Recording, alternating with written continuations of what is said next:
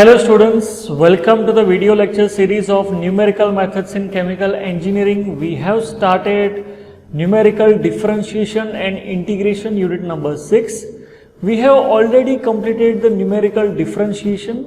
How we can do the numerical differentiation? See, numerical differentiation is the extension of the interpolation. For numerical differentiation, we have to use interpolation first. Again, it is of two types, with equal intervals and unequal intervals. If equal interval is there, if a numerical is asked of equal intervals, then we have to apply the numerical differentiation formula for the equal interval.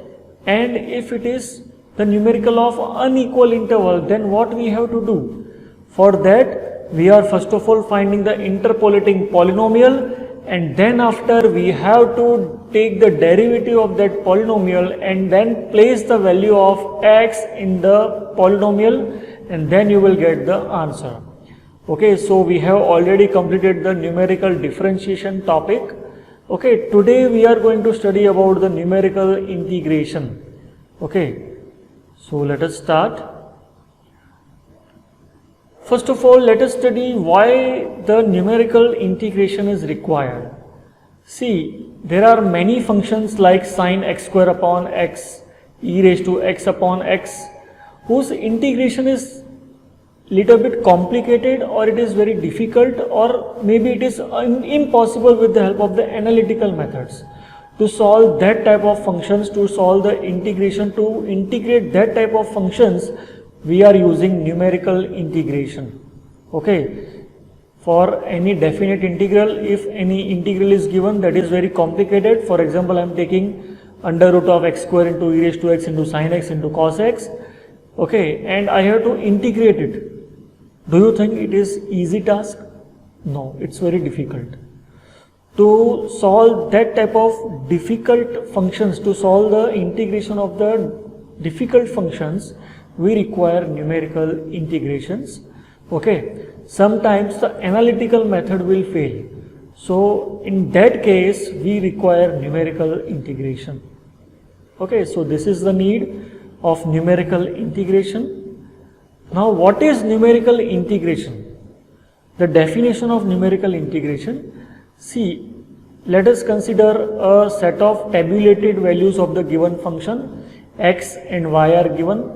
Okay, x and y is equal to f of x is given. For different values of x, let us take the values of x like x0, x1, x2, x3 and so on up to xn, and the corresponding values of y are y0, y1, y2, y3 and so on.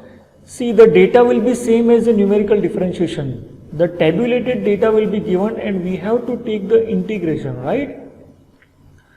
So if I want to find the integral of that particular function, right? For example, I want to find the integration of x0 to xn f of x dx from the set of tabulated values, then that process is known as numerical integration. Okay, numerical integration is nothing but the summation. Okay, what is the meaning of integration? Integration is the summation. So we are having discrete values and we will take the summation of that values, then we will get the answer. But directly summation is not to be done. There are different methods. Okay, there are basically three types of methods of numerical integration. The first one is trapezoidal rule, second one is Simpson 1/3 rule, third one is Simpson 3/8 rule. Okay, but that formulas can be derived on the basis of Newton-Cotes formula. So our next topic and the first topic of this chapter is Newton-Cotes formula. And on the basis of the Newton-Cotes formula, we can derive the different formulas for numerical integration. Okay, so let us start with the Newton-Cotes formula. Okay, see, y is equal to f of x is the given curve for different values of x like x0, x1, x2 and so on up to xn. We are having different values of y. Okay, which are that values of y? See, here it is y0, y1, y2 and so on up to yn. See, here it will be x2 not x3. Okay. Now, the values of x are equally spaced. For example, an interval is given a comma b. Okay, interval is given a comma b. Okay, here we are dividing the interval a comma b into n sub-intervals. Okay, let us consider x0 is equal to a. Then x1 is located at a distance of h from x0. So we can say x0 plus h is my x1. Then x0 plus 2h is my x2, and so on. And x0 plus nh will be my b, or I can also call it as xn. Okay, so in this way we have divided the interval a comma b into n equal parts, n sub intervals, where h is known as the width of the interval. What is h? H is known as the width of the interval. Okay, x0 is our a and xn, that is x0 plus nh, is our b. Okay, rewriting the integral, we can write here, in place of a I can write x0, and in place of b I can write x0 plus nh, f of x dx.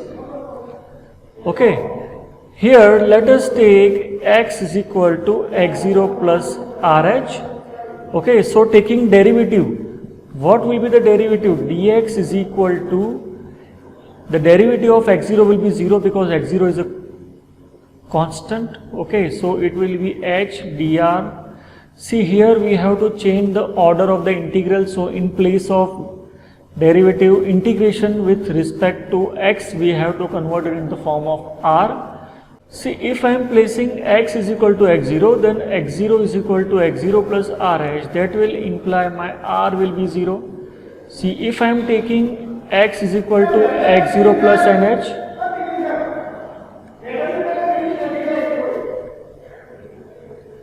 then r will be equal to n. So my limits of r will change from 0 to n. So rewriting this, I can write here integration from 0 to n h into f of x0 plus rh into dr.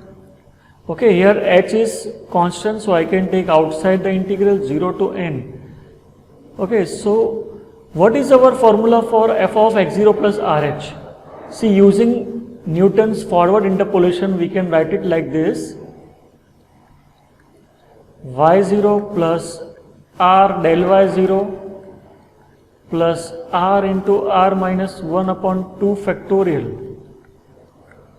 del square y0 r into r minus 1 into r minus 2 upon 3 factorial del cube y0, and so on. And we have to take the integration with respect to r. But before that, let us simplify it. H integration from 0 to n y0 plus r del y0 r square minus r upon 2 into del square y0 plus, this can be written as r cube minus 3 r square upon 2r into upon 6 into del cube y0, and so on. See, now we have to take the integration with respect to r. So I can write here integration of y0 with respect to r is r y0 plus r square by 2 into del y0 plus 1 by 2 integration of r square is r cube by 3 minus r square by 2 into del square y0 plus integration of r cube integration is r raised to 4 by 4 minus 3 into r cube by 3 plus 2 into r square by 2, okay, and so on, and the limit is from 0 to n. Okay, let us simplify this. Now we have to place the value of the limit, upper limit minus lower limit. So it can be written as, see, it can be written as I is equal to h in bracket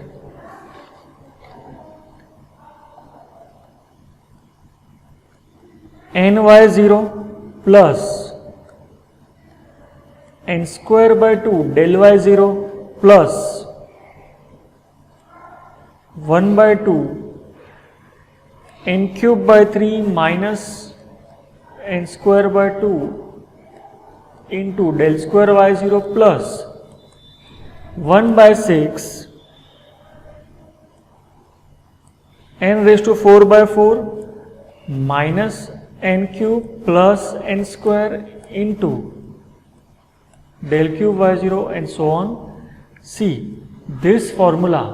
See, this formula is known as Newton's Cotes formula, and on the basis of this formula we can derive all the rules of the numerical integration: trapezoidal rule, Simpson rule, Simpson 1/3 rule and Simpson 3/8 rule. Okay, so this is the main formula. Okay, Newton Cotes formula. Okay, our next topic is trapezoidal rule. See, we can derive the trapezoidal rule by placing n is equal to 1 in the Newton's quadrature or Cotes formula. By placing n is equal to 1. See, we have derived the Newton Cotes formula. While placing n is equal to 1, we can derive the trapezoidal rule. And here we are taking only 2 points on the curve. Why it is known as trapezoidal, that also we will see. Here we have to take only 2 points on the curve.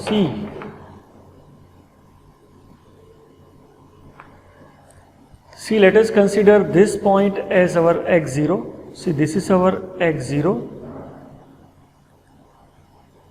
See, this point is our x0, this is our x1. See, we have to take the integration of this portion.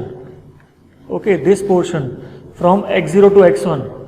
See, we are dividing the interval into sub-intervals, and then we are first of all finding for only one sub-interval. Which is our sub-interval? From x0 to x1. This is our sub-interval. This is the width of the interval. Width of the interval is h. Okay. Now, why it is known as why it is known as trapezoidal rule? Because here the area in which we are taking integration is of the shape of trapezium. Okay, so first of all we have to find the integral from x0 to x1, then x1 to x2, x2 to x3 and so on, and by adding all the integrals, right? See, here we are taking only 2 points. This point is our x0 y0 and this point is our x1 y1. So we are taking only this straight line, and this shape is of trapezium, so this is known as trapezoidal rule. And the order of the polynomial will be first order because we are taking only 2 values. Okay, so here by placing n is equal to 1 and by taking only 2 points of the curve x0 y0 and x1 y1, we can derive the trapezoidal rule. So first of all we have to place n is equal to 1 in the Newton's Cotes formula. So let us place that. See, here we are placing n is equal to 1. Okay, and we are taking only 2 points x0 y0 and x1 y1. So we have to neglect the higher order differences. Higher order differences means second order difference will be neglected. We have to only take the first order difference. So only del y0 term is to be taken. See, here this integral can be written as x0 to x0 plus h f of x dx is equal to h, by placing n is equal to 1 in Newton Cotes formula, h into y0 plus 1 by 2 into del y0. Okay, what is our del y0? So del y0 can be written as y1 minus y0. So simplifying this, this can be written as y0 plus y1 by 2 minus y0 by 2. And if I will simplify this, this can be written as h by 2 into y0 plus y1, see it is nothing but the integration from x0 to x1 f of x dx. See, we have taken integration of only one strip. Similarly, if I will take the integration of the second strip using trapezoidal rule, then it can be written as x0 plus h to x0 plus 2h, and it can be written as h by 2, it can be simplified as y1 plus y2. Similarly, the next strip integration will be x0 plus 2h to x0 plus 3h.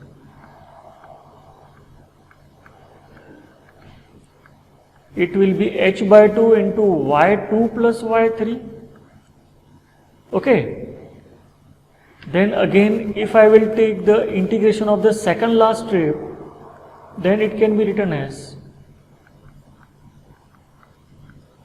integration of the last strip we are taking x0 plus n minus 1 into h to x0 plus nh. See, this can be written as h by 2 yn minus 1 plus yn.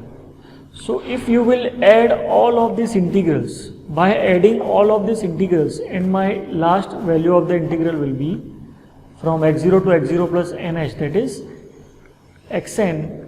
Okay, so my answer will be h by 2 in bracket first term plus last term plus 2 into sum of the remaining terms. See, the first term y0 and yn is coming only one time, and the remaining terms are coming two times. So I can write here y3, y4 and so on up to yn minus 1. And this formula, see, this formula is known as trapezoidal rule. What we have to remember? H by 2 first term plus last term plus 2 into sum of the remaining terms. Okay, where what is our h? See here, how we can find the value of h? See, we know that xn is equal to x0 plus nh. So my nh will be xn minus x0. So what will be h? H can be found by xn minus x0 upon n. This is the formula for h. So in this way we can solve the numericals of trapezoidal rule. Okay, we will solve the numericals in the next lecture. Till then, have a good day. Bye bye.